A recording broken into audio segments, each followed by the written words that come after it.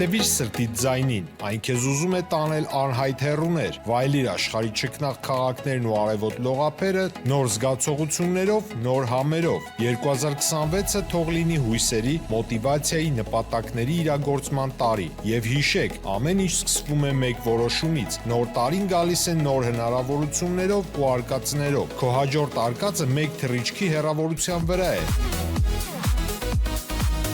Travel with M 095 89 20 48 Արև ձեզ արգելի հեռուստատեղներ, մենք շարունակում ենք մեր աշխատանքը պոլիտիկայի եթերում, այս պայն ես զրուցելու եմ իմ գործընկեր հետաքննող լրագրող Հանի Հովհաննիսյանի հետ, ողջույն Անի, շնորհակալ եմ հրավերս չմերժելու համար։ Ողջույն, քեզ եմ շնորհակալ։ Վերջին շաբաթներին ընդհանրապես այս իշխանությունը հենց եկել է իշխանության, թիրախում հայտնվել են լրագրողները, եւ ես կարծում եմ դու կհամաձայնես, որ 2018-ից սկսած լրագրողները ինչ որ պահ սկսեցին իրագործել նաև քաղաքական դաշտի դերակատարում ստանձնել, որտեղ ընդդիմադիր ուժեր ուղղակի մահացան, որովհետև նախկին իշխանությունը դարձավ ընդդիմություն, մարդ էյֆորիա կար եւ լրագրողներն էին հիմնական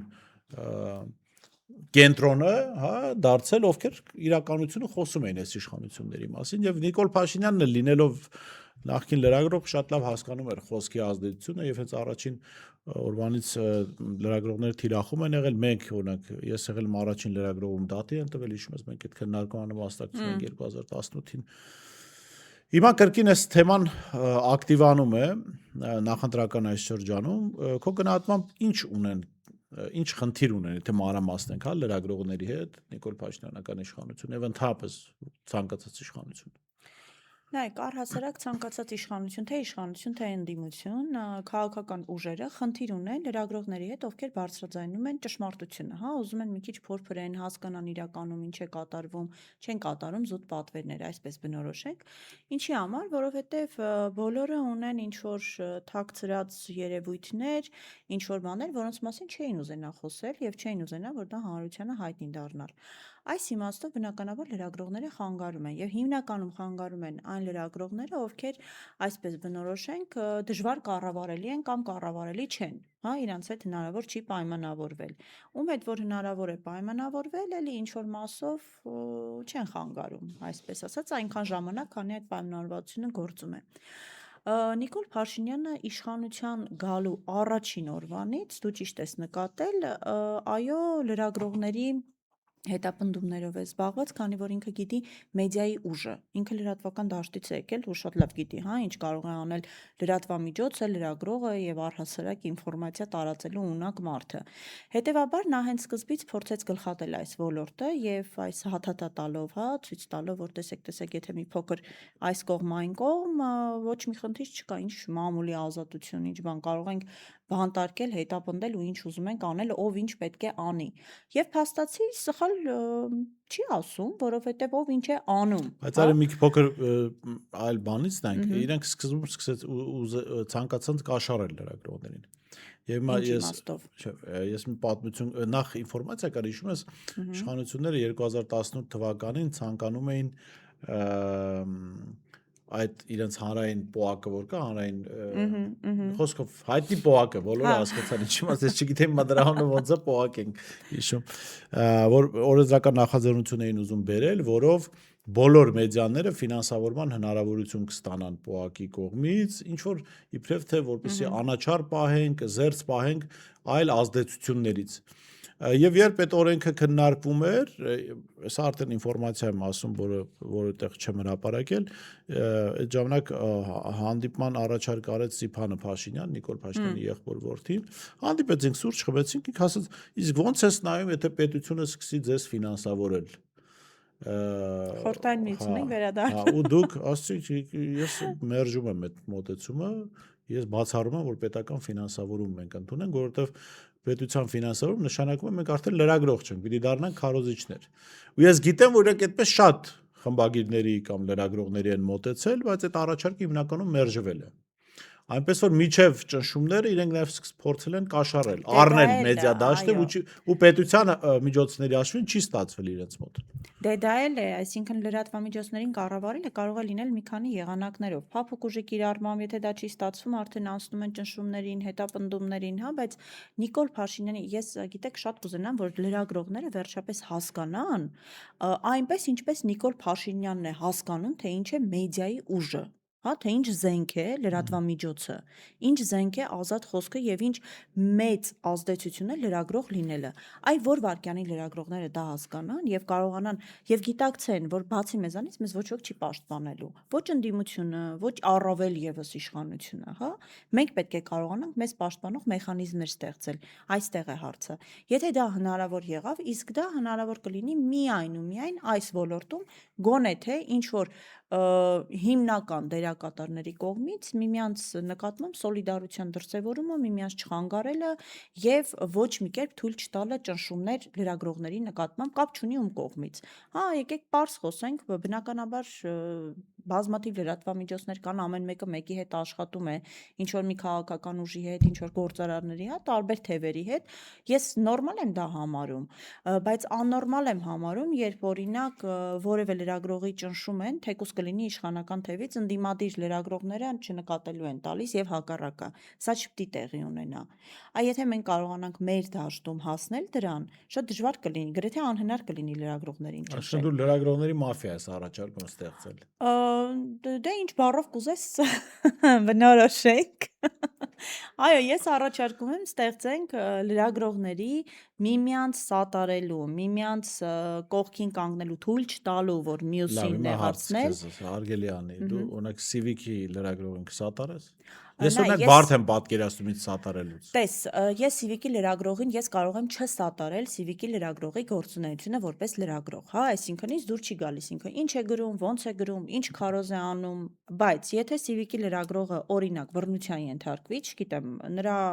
նկատմամբ տեղի ունենա անօրինական գործողություններ, թեկուզ ընդդիմության կողմից,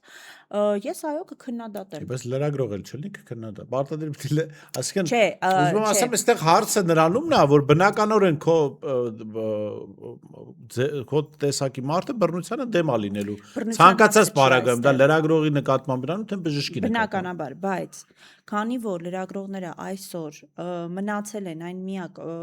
նայ, այսօր ընդդիմադիր ուժերը կաշկանդված են խոսել բազմաթիվ թեմաներից։ Մենք տեսնում ենք, հա, դա ով է անում լրագրողները։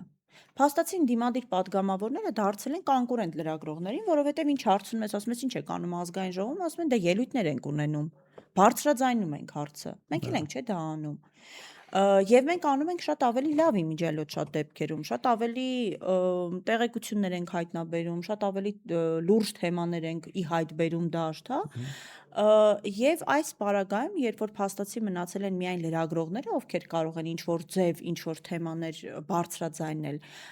դրա համար մենք այն առաջի գծում ենք, հա, որ այսօր ունենք պաշտպանության կարիքը։ Այլապես ինչ կստացվի, հերթական 2026 թվականին ես չգիտեմ ինչ զարգացումներ կունենա, բայց ինձ թվում է քո համար էլ է բարձ, հա, ինչ տեղի կունենա, ինչ տիպի ազգային ժողով կունենանք։ Ու ես հույս ունեմ այդպեսի ազգային ժողով չի լինի, ինչի։ Հա, դե այդ հույսը կարող ենք ունենալ, բայց հույսը հունիսի 8-ին է մեռնում։ Չէ, ես անկեղծ հումոր, ես անկեղծ հույս ունեմ, որ հասարակությունը ուրիշ ընտրություն կկատարի։ Նույն իշխանության վարկագիծն էլ է ցույց տալիս, որ իրանք գիտեն, որ հասարակության աջակցությունը չունեն։ Լավ, բայց դու երկար տարիներ լրատվական ոլորտում գտնվող մարդ ես, շատ լավ տեղյակ ես քաղաքական process-ներից։ Հասարակության աջակցությունը ինչ կապ ունի ձևավորվող ազգային ժողովի հետ։ Այդտեղ արդեն հասարակության աջակցության կողքին դնել քաղաքական ուժերի կամքը որոշումներ կայացնելու իմաստով էլի։ Այսինքն դու կարծում ես, որ ընտրություններով հնարավոր է իշխանություն փոխել Հայաստանում։ Ես կարծում եմ, որ ընտրությունները կարող են հարմար առիթ լինել իշխանությունները փոխելու։ Ահա, հարմար առիթ կարող են լինել։ Լավ, հիմա գանք նայ, լրագրողների նկատմամբ ես ամենահաճախ լսող քննադատության։ Այ փողի դիմաց եք անում, կաշառակերներ, օբյեկտիվ չեք։ Հիմա փողի դիմացից կգանք նաև օբյեկտիվության, հա։ Նախ լրագրությունը ինչպես ցանկացած կամ լրագրողական նյութը ինչպես ցանկացած ծառայություն ապրանք արտադրության գործընթաց է ենթադրում։ Ծախսեր է Այո, ենթադրում։ հիմա ասենք մենք հիմա հաղորդում ենք նկարում, այստեղ կա տաղավար, տեսախցիկներ, մարդ, որ նկարահանում է, համակարգիչ, չգիտեմ, միկրոֆոն, ամեն ինչ, ինչ որ պետք է հաղորդում նկարելու համար։ Այս ամեն ինչը գումար արժի, այսինքն դա ենթադրում է, որ ինչ որ մեկը, այսինքն մենք այդ ծախսերը արել ենք, չէ՞։ Ենթադրաբար մենք չունենք այն օլիգարխիկ միջոցներ, ինչ ոմանք ունեն, եւ մեր գրպանից չեն կարող անընդհատ ծախսեր անել։ Եվ պարզ է, որ մեդիան արտադրություն է տալիս, որ դա նաեւ վաճառվի գովազդի տեսքով, չգիտեմ, գաղափարներ տարածելու տեսքով, հա, շատ նորմալ է այս կարծում եմ այդ իմաստով։ Այո։ Եւ այստեղ ես անկեղծ չեմ հասկանում այդ մարդկանց դժգոհությունը, ովքեր ասում են լրագրողները փող են աշխատում, մի անգամ տանը վերանորոգում էի անում եւ այստեղ զրույց է վերանորոգողների, վարպետների հետ, վարպետները էլի դժգոհում են լրագրողից, թե լրագրողն արա դե լավ ախպեր փողի համար են անում, էլի, ասի լսի, հետաքրիր գաղափար ես, ասի այս կաֆելը որ խփում ես, վերջում չեմ վճարելու, որտեվ հո դու փողի համար չես կաֆել խփում, չէ՞։ Հա, դե։ Դու հանուն հայրենիքի ախպեր։ Այլ բան, որ լրագրությունը կաֆել խփել չի, նաև գաղափարական, հա, իմաստային բան կա դրա մեջ։ Եվ երկրորդը, մարդիկ, ովքեր դժգոհում են լրագրությունից, ասում են, այ լրագրության որակը լավը չի կամ չեն խոսում այն թեմաներից, ինչ մենք կուզեինք։ Նա մարդիկ ունեն գաղափարներ, այդ գաղափարներից են խոսում։ Լրագրողը կլինի, հա, հաղորդավարը կլինի եւ կամ բլոգերը կլինի։ Ինչ ճանապարհ կա, որ հասարակությունը սկսի օրակարգ թելադրել։ Աշխարհում ընդունված մի ձև կա։ Հասարակությունը մարդիկ սկսում են ֆինանսավորել այդ պրոյեկտը, այսինքն կոնկրետ այս գաղափարի պրոյեկտը ֆինանսավորում են։ Եթե ոչ ֆինանսավորում են, ոչ բան, ինչ են դժգոհում մարդիկ, որովհետև դա նման է, ասենք, ես ու լավ հերո քեզ, ես նստած եմ փախստականների ճամբարում, բերեն որպես օգնություն հագուստ բաժանեն, ես ասում եմ, ես գույնի հագուստ չեմ ուզում։ Փախստականների ճամբարում, որտեղ դու չես վճարում հագուստիդ համար, քեզ տալիս են այն ինչ կարող են տալ մարդիկ, ովքեր գնել են այդ հագուստը։ Հիմա խնդրեմ, քո վերաբերմունքը դրան։ Նայ, նախ մեր հասարակությունը ցավալիորեն շատ է սիրում կարդալ, լսել, նայել այն ինչ ինքը ուզում է։ Հա, այսինքն ինքը օրինակ պայմանական ասենք նիկոլական է։ Իրեն դուր է գալիս բոլոր այն թեզերը, որոնք որ տարածում են նիկոլական լրատվամիջոցները։ Եթե ինքը հանկարծ հանդիպում է իմ կամ քո վերլուծությանը ելույթին, մենք ներվայնացնում ենք ուղղակի իրան, չի ուզում լսի, չի ուզում անգամ լսի, որ հասկանա, ճիշտ ենք ասում, մի անգամից բնորոշվում ենք որպես վաճառված, թալանչիներ, անգամ ինձ կարող են ասել սերժական, քոչարյանական, անգամ չիմանալով ես ով եմ եւ որ ես որևէ Սերժ ժամանակ դու հետապնդման ես ենթարկել։ Հա, այսինքն Նիկոլ Փաշինյանը ավելի շատ կարող է սերժական լինել, քան օրինակ ես, հա։ Սա մի խնդիրն է։ Երկրորդ խնդիրը, իրենք այո ակնկալում են, որ լրագրողները պետք է ինչ-որ անհայտ երկնային մանանայով ապրեն երևի եւ չեն խորանում, գուցե գիտես մեղադրելու էլ չի, որովհետեւ իրանք չեն պատկերացնում ինչպես պետք է աշխատի լրատվամիջոցը, ինչպես պետք է վարձատրվի լրագրողը։ Բայց այստեղ ես կուզեմ նաեւ մի փոքր նուրբ հարցել անդրադառնամ, նորմալ է, որ լրատվամիջոցը կարող է աշխատել քաղաքական ուժերի հետ, գործարարների հետ, հա, շատ նորմալ է, տարածել որոշակի գաղափարներ, այդ թվում եւ դա պայմանագրի ձևով ամրագրվում է, հա, դա շատ նորմալ երևույթ է։ Բայց երբ լրատվամիջոցը, որը ի դեպ մեր լրատվական ոլորտում եղել է ու կա, սկսում է անցնել այդ բարոյականության նուրբ գիծը, հա, արդեն սկսում է օրինակ մտնել դաշտ, որը այդ սև դաշտ, հա, պատվերներ տարբեր մարդկանց վրա այդ կեղտոտ դաշտ, այստեղից է գալիս այդ հասարակության վատ վերաբերմունքը լրատվամիջոցների նկատմամբ, բայց դա իրականում շատ ավելի քիչ է, հա, մեր մամուլում եւ ինչպես բոլոր ոլորտում այստեղ էլ չի կարա այդպես ինչ որ անթերի վիճակ լինի, ես չգիտեմ ինչ պետք է անենք, որ հասարակությունը սկսի լրագրողներին ընկալել այն հասկանա ինչ պետք է սպասել լրագրողից։ Այսինքն լրագրողից ակնկալում են մի բան, ինչը լրագրողի ֆունկցիայի մեջ չի մտնում։ Լրագրողը պարտավոր չի լուսաբանել ամեն ինչ, բոլորի մասին եւ իրականում այո պարտավոր չի լուսաբանել մի իրավիճակի մասին, թե բոլորը ինչ են ասում, դա անհնարին մի բան է, հա։ Ես կարող եմ մի թեմային անդրադառնալ, մեկ այլ թեմային չանդրադառնալ։ Ես եմ որոշում ինչին եմ անդրադառնում, ինչին ոչ։ Կարծում եմ դու Հիմա համակարծիք գալիս ես։ ենք օբյեկտիվությանը, հա, ճիշտ ես ասում։ Նայ, ասում են օբյեկտիվ լրագրություն։ Ես կարծում այդ օբյեկտիվ տերմինը շատ սուբյեկտիվ բան է, մոտեցում ունի, ինչու, որովհետև տես իմ օբյեկտիվ լինելը կարող է տարբերվել, ասենք մարդու, մեկ այլ մարդու օբյեկտիվ լինելուց, ինչու։ Մենք ստացել ենք, ասենք, տարբեր կրթություններ, ինքը կարող է ինձանից ավելի շատ բան գիտի։ Մենք եղել ենք աշխարհի տարբեր երկրներում, գուցե ավելի շատ երկրներ, շատ մարդկանց է տեսել, շատ ավելի այլ տեսանկյունից է կյանքին նայում, հա։ Մարդը ունի շրջապատ, ինչ-որ սոցիալական միջավայր, հա, որտեղ ապրում է, կապեր ունի, հարաբերություններ ունի, եւ այդ որևէ հրապարակային խոսք ասելիս չի կարող ես ամեն ինչը ազդեցություն չունենալ։ Իմ ընկալմամբ, այսինքն երբ որ մենք տարանջատենք, հա, լրագրող, որ ուղղակի լուրը հայտնում, որ այսինչ տեղը տեղ ունեցավ այսինչ դեպք, եւ լրագրող, որը հաղորդում ավարում, վերլուծական հոդվածներ է գրում կամ հաղորդումներ են նկարահանում, հա, սրանք երկու տարբեր աշխատանքի միջավայր են։ Եվ երկրորդ աշխատանքի միջավայր, որտեղ մարդը վերլուծում է այնպես, ինչպես ինքը տեսնում է աշխարհը, հա։ Դա ճիշտ է, սխալ է, ուրիշ հարց է, բայց կարելի է քննարկել։ Այդտեղ չի կարելի մարդու վերլուծության մասով ասել, այ դու այդտեղ օբյեկտիվ չես։ Դա իմ վերլուծությունն է, ով ասեց ես օբյեկտիվ չեմ։ Ես հենց այդպես եմ տեսնում այս իրադրությունը։ Այ հենց ստեղ գալիս ենք նորից սպասումներին, հա, այսինքն որ սպասում են լրագրողներից, վերլուծաբաններից բաներ, որոնք կապ չունեն լրագրողի հետ, հա, դա մեր ֆունկցիան չի, իրենց սպասելիքները արդարացնելը։ Այո, դու ճիշտ ես ասում, օբյեկտիվությունը շատ սուբյեկտիվ հասկացություն է, այսպես ասած, որովհետև ամեն մեկս մեր կարծիքը ունենք։ Եվ ես օրինակ ինչքան էլ փորձում եմ հաղորդման շրջանակներում օբյեկտիվության տիրույթում մնամ, ինչքան հնարավոր է, բայց միևնույն է, ես ունեմ ինչ-որ հարցերի մասին իմ կարծիքը, որը բնականաբար ես արտահայտում եմ։ Սպասել մեզանից, որ մենք պետք է կարծիք չունենանք եւ ուղակի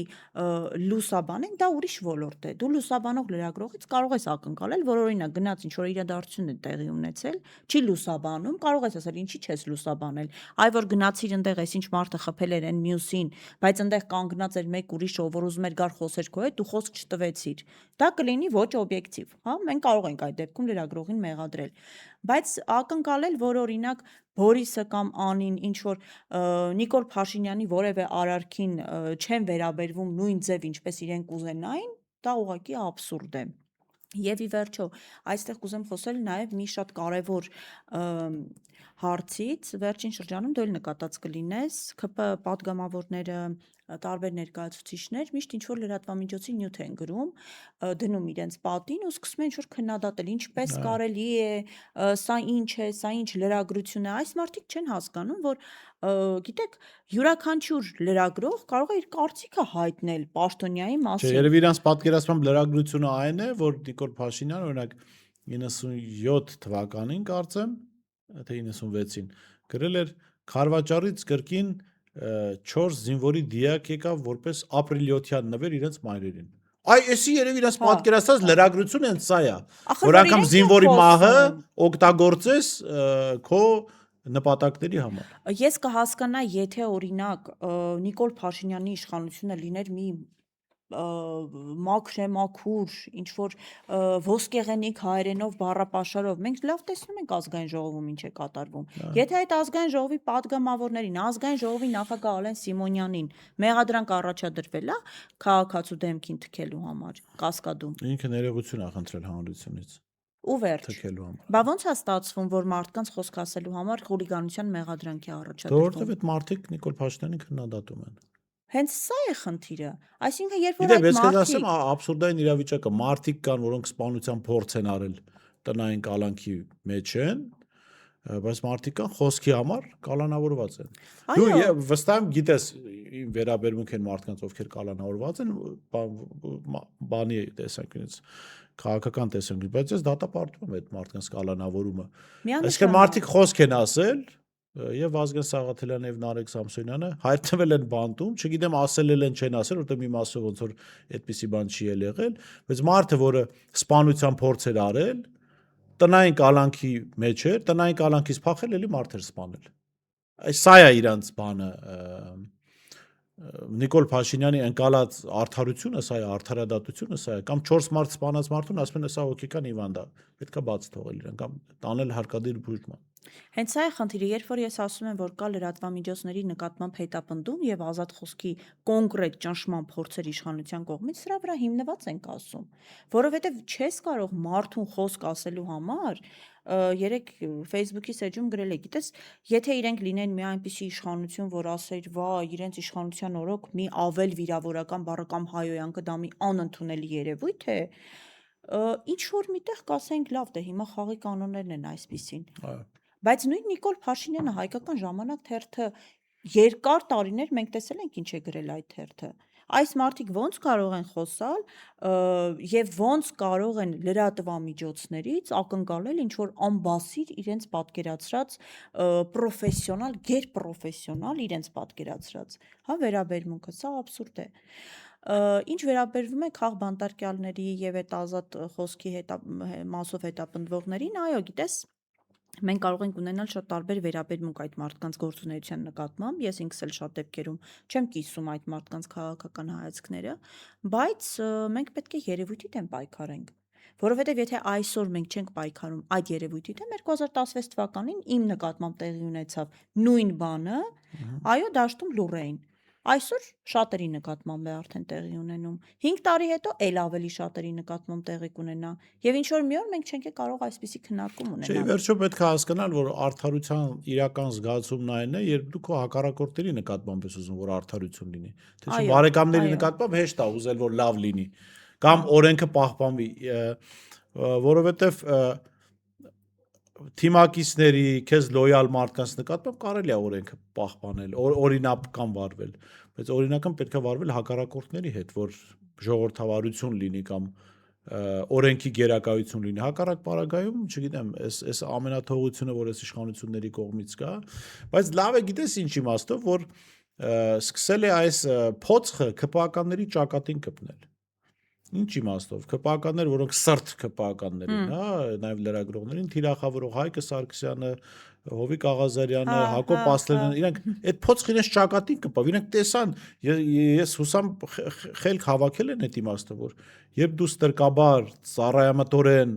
ենթարկվում ես ցանկացած իշխանության, այդ իշխանությունը վերջում քեզ ուղղակի դուրս է շպրտում։ Այդ իշխանությունը դեգրադանում է այնքան, որ այլևս տրամաբանական որևէ միտք ընդունելի չի լինում։ Ես չեմ կարծում, որ ինչպես նշեցիր, խելք հավաքել եմ, որովհետև նույն Նիկոլ Փաշինյանի իշխանության մոտ ես տեսնում եմ շատ ավելի, գիտես, իրենց թիմում տեսնում եմ շատ ավելի կուռ վիճակ, որը հիմնված է ոչ թե առողջ թիմային հարաբերությունների վրա, այլ համատեղ հանցագործության, կատարած հանցագործության։ Տարբեր ինչ որ բաների, որովհետև եւ այդ մարդիկ շատ դեպքերում գուցե հնարավորությունը չունեն, հա, դուրս գալ կամ ինչ որ բան խոսել, անել։ Նաեւ այս խնդիրը կա այլ քաղաքական ուժերի մոտ էլ, եթե նկատել ես, հիմնականում թիմ հավաքելուց փորձում են իրեն շրջապատել կառավարելի, թույլ, հնարավորինս այս կողմ այն կողմ չնայող մարդկանցով, հա։ Եվ Նիկոլ Փաշինյանի համար վերջին հաշվով խնդիր չկա իր թիմի մասով, որովհետև ինքը այդ բոլոր մարդիկ, ովքեր այնտեղ կան, իրենց կենսագրությունը սկսվում է 2018 թվականից։ Հա, պետք է անկեղծ լինենք եւ դա ասենք։ Հետևաբար յուրաքանչյուր վարքյան նրանցից որևէ մեկը, եթե մի Նիկոլ Փաշինյանին դուր չեկող արարքանի, մի վարքյան է ընդամենը տևելու նրան հեռացնելը։ Շատ ուժեղ կամք է պետք ունենալ, որպեսզի կարողանալ դեմ գնալ Նիկոլ Փաշինյանին։ Հիմա գանք մեր էլի լրագրության դաշտ, նայ լրագրության դաշտում կան կերպարներ, նու լրագրության դաշտում չեն, օկլը լրագրության, հա, որոնք իբր իրավապաշտպան են, բայց դու հասկանալ ես, գրանտ են մարդիկ ուտում, հա, որոնք այն 500 տարի նստած ագրավի նման նստած են ու իրանք են որոշում, սա լրագրությունն է, սա չէ, նախկին իշխանությունների ժամանակ իբր բան էին, իրավապաշտպան էին, հիմա լրիվ հայտնվել են իշխանության ձեռքին որպես գործիք եւ հիմա կարծես որպես բութ գործիքներ պիտի օգտագործվեն լրագրության դեմ։ Օրինակ վերջերս օրենքներ են ուզում ընդունել Մելիքյան, հա։ Կոմսոմոլի ինչ որ թերթում է աշխատել ժամանակին սովետական Ինքը բոլոր իշխանությունների միջակայքին նույն բանն է արել։ Այո։ Դե մարդը ինչ գիտի, այն էլ կարողանում անել, հա։ Հիմա իրանք այսպես գլուխ են հարթուկում կոպիտ ասած, հա, ինչ որ օբյեկտիվության մասին, որ լրագրության որակը, ախր դուք մի հատ ձեզ նայեք, ում եք ծառայում դուք ծառայում եք մի մարդու, որը ոչ միայն որպես լրագրող մարդ, քաղաքական գործիչ, պետական գործիչ էլ չի կարելի դրանց ասել, անորակ է, այլ նաև շատ խիստ եւ հիմնավոր կասկածներ կան իր դավադիր լինելու մասին, հա։ Դուք այդ մարդկանց ծառայում եք, եկել եք ուրիշներին ուզում եք խելք սովորեցնել։ Մի կողմ թողնենք, ախր ում են ծառայում, այստեղ պետք է հասկանանք այս մարդկանց գոյության նպատակը, հա, այսպես ասած։ Այս մարդիկ բոլոր իշխանությունների օրոք, գիտեք, եթե այսօր իշխանություն փոխվի, ուրիշ իշխանություն կա, իրենք մեկ է շարունակելու են նույն բանը անել։ Իրենք ծառայում են օրվա իշխանություններին։ Եվ հենց երբ որ ես միշտ խոսում եմ լրատվական ոլորտի գոնե թե ներկայացուցիչների ինչ որ մասի միասնական լինելու մասին, երբ որ դու չես կարողանում ստեղծել այդ կորիզը ինչ որ մի ոլորտում, դա սկսում են իրենց վրա վերցնել այդպիսի մարդիկ, ովքեր իմիջիալոց կարող է հիմա մի օրենսդրական նախաձեռնություն ներկայացնեն ազգային ժողովը ընդունի, որը հերթական անգամ կլինի մամուլին ճնշելու մասին օրենք, ովքեր կարող են օրինակ որոշել, որ պետք է ընդունել լրագրողական էթիկա, ով չի այդ էթիկային չի համապատասխանում, իրավունք չունի օրինակ որպես լրագրող այլևս հանդես գալ։ Կարող են, չէ՞, անել տեսականորեն։ Այս իշխանությունների օրոք ամեն ինչ էլ կարող են անել։ Կարող են օրինակ որոշել, որ եթե այս պայմաններին չեն համապատասխանում, վերջ, այլևս այս լրատվամիջոցը մենք չենք կարող դիտարկել որպես լրատվամիջոց։ Ոչ հավատարմագրում ենք, ոչ պատասխաններ ենք տալիս, ինչ ուզեն կարող են անել։ Այս սա անելու համար իրենց պետք են դաշտում Աշոտ Մելիքյանի նման մարդիկ, ովքեր կգան լուրջ դեմքով կասեն, որ հա, շատ վատ է, օբյեկտիվություն չկա, խայտառակություն է լրատվական ոլորտում, բայց մի հատ նայենք այս մարդը երբևէ օրինակ, չգիտեմ, ես օրինակ չեմ հիշում, ինքը երբևէ անդրադարձել է, երբ ինչ որ մի լրագրողի նկատմամբ հետապնդում կամ բռնություն է եղել։ Այո, մի երկու դեպք եղել է, լրագրողին դատապարտել է։ Հա, լրագրող։ Օրինակ Փայլակին Ֆարաջյան, այո, բավական նախարարի կողմից բռնության ենթարկվելուց հետո։ Իրավապաշտպան, նա իշխանությունների։ Լսի, ես կարծում եմ Հայաստանում բաներ շատ երևույթներ, հասկացություններ դեֆորմացված են։ Օրինակ Հայաստանում կարելի է հանդիպել բան, լիբերալ ազգայնականի կամ տրանսգենդեր պահպանողականի կամ դեմոկրատ դիկտատորի, մուսուլման քրիստոնյայի իրավապաշտպան կլյուշնիկի, հա, որ կլյուշնիկի ֆունկցիա անում մեդիա դաշտում, բայց իրավապաշտպան է, ինքը չգիտես ինչու կոչվում։ Դե հիմա դեմոկրատիա է Հայաստանում, նախ սկսենք այդտեղից։ Ինչ կառավարման համակարգ ունենք մենք այսօր։ Դե ասում են ժողովրդավարությունը, Դե բաստիոնն հիմա է։ Նիկոլ Փաշինյանը որոշել է, որ բոլոր ոլորտները պետք է բարենորոգի։ Մի հատ բան կար, Գյուրբանգուլի Բերդի Մուխամեդով։ Անունը չմոռացել եմ, որը բոլոր ոլորտների Չեմպիոններ ինքա։ Լավ մեքենա էր քշում, լավ կրակ։ Թուրքմենստանի նախագահ։ Հիմա Նիկոլ Փաշինյանին է, լրատվական ոլորտը բարենորոգի։ Նիկոլ Փաշինյանը դարձել է մեր Գյուրբանգուլին։ Ասենք, այն մարդ զբաղվի քո վարչապետությամբ, նախ մի հատ հիմնական հարցերը լուծի, հետո նոր մնացած ոլորտներում արի բարեփոխումներ արա։ Դա ախր էլ է, նայ, մարդը պատերազմ է հրահարել։ Ու սա անկեղծ ես մոտորս եթեր կունենամ, փաստերով ցույց կտան ոնց է հրահարվել պատերազմ։ Այն պատերազմ, որը այո, գուցե Ալիևը ուզում էր սկսել, բայց ժամկետների առումով վստահ չեմ, որ այդ ժամանակ կուզեր սկսել։ Հրահարել է պատերազմ, տվել է հազարավոր զոհեր, կորցրել է ամբողջ Արցախը, լիքը քաղբանտարկյալներ է պահում, լիքը օրենքներ է խախտել, համանդրական կարգ է տապալել, հա։ Ու գիտես ինչի համար է ներողություն խնդրում։ Ենթադրի այսքան բանանող մարդ ինչի համար կարող ներողություն խնդրի։ Հիսուսին մենակ թողելու համար։ Այն հեչ, բայց ինքը չգիտես որտեղ Հիսուսին մենակ է թողել ու դրա համար ներողություն է խնդրում ժողովրդից։ Նորմալ է, ես չեմ զարմանում, նայ, երբ որ մարդը անում է ամեն ինչ եւ ոչինչ տեղի չի ունենում, այսինքն ոչ մի պատասխանատվություն, ոչ մեկ օրինակ չի խոսում իշխանության պատասխանատվության մասին։ Սա խոսում է լրագրողների կողմից ապատեղեկատվության մասին, լրագրողները էս արեցին, այն արեցին, պարտավոր են այսպեսին լինել։ Ինչ որ մեկը երբևէ ասել է, իսկ ինչպեսին պետք է լինի իշխանությունը։ Քաղաքական ուժը եկավ, խոստումներ տվեց ժողովրդին,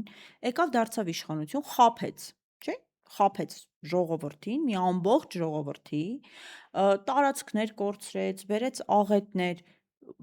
ով է պատասխան տալու։ Ինչ որ մեկը ասում է, ասենք քաղաքական Լավ, ես առաջարկում եմ ամեն ստի համար լրագրողիներին եւ իշխանավորներին ամեն ստի համար ասեղ մտցնել մաշկի մեջ։ Եթե առաջարկը ընդունեն Նիկոլը ոզնի է դառնալու, որովհետև ասեղներով ման է գալու։ Այս մարդը, ասեք բացահայտված հազարավոր ստեր ունի, ընդ որում ստեր, որտեղ մի օրվա տարբերությամբ է իրար հակասող բաներ ասել։ Հա, բայց խնդիրը ուրիշ տեղ է։ Չէ, երբ որ դու ունես այս որակի իշխանություն, կներես։ Նայ, մենք մի օրինակ բերեմ բարձա։ Մենք 2021 թվականի հունվարին ստացանք տեղեկություններ, որ Հայկ Մարությանը դուրս է եկել քաղաքացիական պայմանագրից եւ կապ չի պահում Նիկոլ Փաշինյանը։ Այդ տեղեկատվությունը հերքեց համ քաղաքացիական պայմանագրի, համ Հայկ Մարությանը։ Հիմա արդեն ասում են, հունվարից սա ԿՊ-ից դուրս է եկել։ Ասես լավ, եթե դուք այս կարգի ստախոսներ եք։ Մի այլ դեպք ասեմ 2018-ից մենք բացահայտել էինք, որ Նիկոլ Փաշինյանը պետության հաշվին Դավոս չհրավիրված Աննա Հակոբյանին հետը տարել է Դավոս։ Ու գիշերակացը հյուրանոցի իրենց $7500 սահմաններում, այդտենց սուպեր, ամբողջ կյանքն են տենց ապրել իրենք։ Տարեկան $600,000 ստացող մարդը տենց կապրի։ Ինչ արեցինք մենք։ Մենք հարց ուղարկեցինք կառավարությանը, չէ, Աննա Հակոբյանը չի գնացել։ Հետո երբ որ հյուրանոցից ստացած փաստերով հրապարակեցինք, Աննա Հակոբյանը ասաց, հա գնացել ենք, որտեղ շատ եմ սիրում Նիկոլ Փաշինյանին։ Հապա ես մենք ինչի եք դուք ստում։ Այսինքն սրանք տասնյակ հարյուրավոր հազարավոր դրվագներով ապացուցում որ ստախոսների իշխանություն են ու լրագրողը այո այսօր լրագրողի համար դժվար է ստանալ ինֆորմացիա լուրջ ինֆորմացիա գուցե հանրության համար վտանգավոր գործընթացների մասին ինֆորմացիա լավ ենթադրենք հարցում ես ուղարկում կառավարություն նրանք հերքում են արդյոք իրավունք ունես հենվել այդ հերկման վրա ու չհրապարակել տեղեկատվություն։ Չէ, որովհետև կարող է սուտ են ասում, հերթական։ Կարող է չէ։ Հաստատ սուտ է։ Հենց տեղա խնդիրը, այսինքն երբ որ լրագրողներին մեղադրում են նույն Անի Գևորգյանին, հա, շատ եմ տեսնում, որ ինչի է այս աղջիկը այս բառապաշարով խոսում, ինչի է ընդհատում վարչապետին։ Երբ որ տեսնում ես, որ մանիպուլացնում են, այսինքն քեզ փորձում են էշի տեղ դնել։ Այս ինչ պիտի անի լրագրողը։ Դի գլուխը կախի, ասի լավ, դե հիմա ինքը որոշեց տենց պատասխանի, դե լավ, դե ինչ անենք։ Այս խղճուկ վիճակը չպիտի լինի լրագրողների մոտ եւ այո լրագրողը պետք է հասնի ճշմարտության բացահայտմանը ինչքան էլ որ դա դժվար լինի ինչքան էլ որ ուզենան ճնշեն բայց իշխանության մասով ինչ եմ ուզում ասել տես իրենք ինչ անում են ոչ մի բան մեկը չի լինում իրենք էլ ավելի շատ են անում ստուգում են չէ մարդը արեց ասես հələ սպասի տեսնեմ մի հատ էս անեմ տեսնեմ ինչ են անելու ոչ մի բան հաջորդը ավելին այդ ծափերը օվացիաները որ լինում են տարբեր շերտերի կողմից մոտիվացնում են ավելի մեծ սրիկայությունների բայց ամենամեծ մեղավորը միջալոց այստեղ հենց ընդդիմությունն է քաղաքական ուժերը ընդդիմադիր քաղաքական ուժերը որովհետև տես իրենք էլ իրենց հերթին են ախր խափել այսինքն մենակ իշխանությունը չի խափել իրենք էլ են խափել իշխանությունն էլ է խափել եւ այսօր մենք ունենք հասարակության մի հատ մեծ զանգված ով զզվում է բոլորից եւ այդ բոլորի մեջ մտնում են նաեւ լրագրողները հա օրինակ ես ինչ որ մի թեմայով անդրադառնում եմ օրինակ Ռոբերտ Քոչարյանին դրական իմաստով կամ դու կամ մյուսը վերջ կապեցին սկսում է զզվել նաեւ մեզանից հասկանում ես այս անառողջ վիճակը որովհետեւ մարդիկ այնքան են հիասթափվել թե ընդդիմադիր ուժերից, թե իշխանությունից, իրանք ինչ որ միտեղ ուզում են չնայած էլ մանել չեն գալիս, ես կարծում եմ էլ չեն փնտրում, ուղղակի չեն հետևում շատ դեպքերում։ Սա է ամենաահավորը։ Գիտես, հասարակության լայն շերտերը բնական է, միշտ էլ ու բոլոր հասարակություններում քարոզությունների տակ են լինում։ Եվ Հայաստանում Նիկոլ Փաշինյանի իշխանությունը լիուլի օգտագործում է այդ քարոզության գործիքները, հասարակության իսկ ինձ թվում է իրենց պետք է ապաթյան։ Իհարկե պետք է։ Իրենց պետք է, որտեղ իրենց պետք է անդիմությունը պետք չէ։ Ապատիկ հասարակությունը ապա մոտիվացված է, իսկ ապա մոտիվացված հասարակությունը հենց անդիմադիր հասարակությունը հենց այդպեսին էլ պետք է իշխանությանը, որ չգնա ընտրության, փողոց դուրս չգա, պահանջներ չներկայացնի, այն վատագույն դեպքում թողի գնա Հայաստանից, խնդիր չստեղծի իշխանության համար։ Տես հիմա օրինակ մի բան նշեմ, հա, ընդդիմադիր պատգամավորներին երբ հարցնում են, ես օրինակ չեմ հավատում, գիտես, որ նույն քաղբանտարկյալների այս հետապնդումների մասով իրենք տեն շատ լուրջ գործունեություն են ծավալել, գնացել են Եվրոպայում տարբեր դռներ են ջարդել, ընդեղ էլ ասել են, վայ, չէ, մենք չենք ուզում տեսնել, որ Հայաստանում նման խնդիր կա։ Ես չեմ հավատում։ Հնարավոր է մի 2-3 ինչ որ մեյլ են ուղարկել, հա, ու տես դրանով սահմանափակվել են, ասել են, դե ասեցինք, դե ինչ անենք, մենք ինչ կարանք անենք։ Սա է խնդիրը։ Եթե հիշում ես, նույն երբ Նիկոլ Փաշինյանն էր ընդդիմադիր պատգամավոր, իդեպ իր նման ընդդիմադիր երկու պատգամավոր ունենայինք, Հիշում ես երևի գործունեություն ընդդիմության ժամանակ։ Բայց այս ախր բարենպաստ գործունեություններ է։ Դու պատկերացրու Նիկոլ Փաշինյանի հիշում ես որպես ընդդիմադիր ինչքան էր կարմիր գծերը հատում։ Մարդկային Բայց հարաբերություն նորմալ է։ չէ, բայց դու պատկերացրու եթե ամեն անգամ իրեն ծեծ էին խորհրդանում։ Արդյոք ինքը կշարունակեր այդ գործունեությունը։ Իսկ հիմա մարդկանց ուղղակի խորհրդանում բռնության էին։ Լավ չծեծ էին Նիկոլ Փաշինյանին։ Ասենք այդ բաները ուժայինները մտնեին հանեին դուրս շպրտեին դահլիճից։ Ես կարծում եմ իր այդ գործունեությունը մենք մի քիչ չափազանցնում ենք իր հնարավորությունները։ Իր համար բարենպաստ պայմաններ են չմտնենք այդ թեմայի մեջ, բայց ակնհայտ է, չէ՞, բարենպաստ պայմաններ են ապահովված եղել։ Թե չասենք, որ օրինակ Շմայսին թողնեին, կեսօրվա ուտելիքի տեղը Նիկոլին կուտեր կպրծնեին, ասենք։ Այս խնդիրը չէր լինի։ Դե բայց նայ, հիմա օրինակ խորհրդարանական ընդդիմության հիմնական խնդիրը այն է, որ ամեն անգամ երբ ինչ-որ բան է խոսում, նույնք պատգամավորները սիրուն կանգնում են ու հերթով հիմնական մասին կարող են ասել իրենց նախկինի սխալները։ Թալան եւ այլն։ Ինչ իմաստուներ տանել ազգային ժողովում մարդկանց, Այդտեղ համաձայն եմ քեզ հետ, ովքեր ունեին անցյալում սկիլետներ, այսպես ասած, իրենց շկաֆերում էլի։ Հա։ Ինչի համար, հատուկ թույլ տալու համար, որ իշխանությունը ամեն անգամ է հանի, իրանք էլ դե սուս են միշտ անեն։ Իրենք ընդդիմություն են լինելու։ Բա ու համարում եմ, որ իշխանության են գալիս։ դե չմեկնաբան եմ, հա։ Լավ, ինչ ես տեսնում, ի վերջո իրենք կարողանան հաղթել լրագրողներին, որտեղ ես կարծում եմ շատ դժվար է հաղթել, ինչու՞։ Նայ, ես ասեմ, հետո քեզ լսենք։ Որովհետև երբ որ ասում են էթիկայի կանոնագիր կընդունեք, թե չէ մենք ձեզ լրագրող չենք, այդ թքած ձեր վրա, որ դուք ինձ լրագրող չանաչեք։ Ես եմ որպես բլոգեր կգործեմ, ասենք։ Մենք 2018 թվականից, ես քեզ ասեմ, իրանց վերաբերմունքը տեսնելով լրագրողների նկատմամբ, մենք որևէ պետական հաստատություն չենք մտել որպես լրագրող, այսինքն բան անելու։ Ու մեր գործունեությունը տուժել է դրանից։ Իհարկե ոչ։ Մենք ինչ որ պարզաբանելու բան ունենք այս իշխանությունից, իհարկե ոչ, այս մարդիկ ստախոսներ, ինձ համար ստախոսների իշխանություն են։ Եվ ես կարիք չունեմ գնալ խորհրդարանում հարց տալ Ալեն Սիմոնյան։ Ալեն Սիմոնյանը պիտի գա այստեղ հարցին պատասխանի, վախեցավ մարդը գար։ Առյուծ էր կտրել, ասում էր ցանկացած խմբագիր թող ինձ հրավիրի գա։ Չեն գալու, իրանք չեն Դե թող գալու։ չգան, այսինքն ինչի ես պիտի գնամ, միկրոֆոն պահեմ, որ Ալեն Սիմոնյանն էլ ինչ որ բաներ խոսի,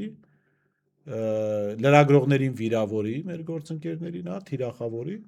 կամ ինչի պիտի գնամ Արթուր Հովհաննիսյանի առաջ միկրոֆոն պահեմ, հա։ Սա բաներ են, որ ես կարծում իրենք չեն էլ հասկանում ինչ են անում, որովհետև լրագրությունը իրականում դրանից չի տուժելու։ Եթե իրանք հնարավորություն են մեր լսարաններում եւս հասանելիությունն չեն ունեն այդ հասանելիությունը, то չունենան։ Եվ Նա իրականում ես կարծում եմ, որ իրանց մոտ չի ստացվի այն դեպքում, երբ որ լրագրողները գիտակցեն, որ մենք պետք է այնպես անենք, որ չստացվի։ Եթե մենք ոչինչ չանենք, շատ լավ էլ կստացվի։ Մեկ-երկու օրենսդրական փոփոխություն կանեն եւ ընդհանրապես օրենքով հիմա ոնց են օրինակ անթիվան համար դատական հայցեր ներկայացնում, բռնագանձումներ անում։ Այն ժամանակին օրենքով այլ կքրեականացնեն Մոմենտ փոխում ենք իրադրություն, արդեն մենք ենք դատի տալի։ Ես Աննա Հակոբյանին դատի եմ տվել։ 2 միլիոն փոխում ես դա։ Այ սա է ամենակարևորը, որ մենք կարողանանք մեկս մյուսի հետ, այդ իմ ասած մաֆիան ոնց որ դու բնորոշեցիր, դա պետք է ստեղծենք իրականում, դրա անհրաժեշտությունը կա։ Ես չգիտեմ ովքեր կողմ կլինեն, որ նույն այդ էթիկայի կանոնագիրքը իսկով է խանգարում, որ մենք ընդունենք։ Մենք ենք որոշում մեր էթիկան, մենք ենք որոշում որտեղ է սկսվում, Դե որտեղ կա հիմա լրատվամիջոցների ասոցիացիան կա, որտեղ դուք ներկայացված եք, թե չէ, չեմ հիշում։ Չէ։ Մի խոսքով այդ ասոցիացիան կարծեմ աշխատում է այդ էթիկայի կանոնագրքի վրա, կա ժուրնալիստերի միությունը, դա արդեն լրագրողների, անհատ լրագրողների մասին է, բայց համաձայն եմ քեզ հետ, օրինակ լավ ավանդույթ կար, դա ինչ որ իմաստով փչացավ, մինչև 2021-22 թվականները կար, որ խմբագիրները հավաքվում էին ինչ որ հարցեր քննարկելու։ Հա, հիշում եմ։ Հիմա մի տեսակ այդ ջրվեց այդ բանը, բայց ես կարծում եմ սա լավ ավանդույթ էր։ Անկախ նրանից, օրինակ տես, ցանկացածս ունենք ինչ-որ քաղաքական պատկերացումներ։ Հիմա ես ունեմ այն մոտեցում, որ այդ քաղաքական պատկերացումները պիտի հրապարակային լինեն, ես պիտի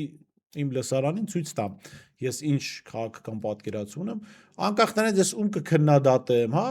իմ գործընկերների նկատմամբ վերաբերմունքը չի փոխվում դրանից, այսինքն չպետք է մենք համարենք, որ եթե օրինակ այս քաղաքական ուժի նկատմամբ մենք սիմպաթիաներ ունենք, ով իրանց քննադատում է, իրանց հետ պետք է չհարաբերվել։ Չէ, հենց այդ ամենակարևորը։ Հենց այս մոտեցումը բերեց, որ օրինակ այդ խմբագիրների հավաքները էլ տեղի չեն Հա, ունենում։ հիմա ստեղ նայ իմ համար խոսքի ազատությունը շատ կարևոր է, որովհետև դա իմ համար շատ սկզբունքային հարց է։ Ես մի տարի ու կես մեկուսարանում եմ եղել այդ հարցի համար, հա, այսինքն ես չեմ կարա տենց հանգիստ վերաբերվեմ, որ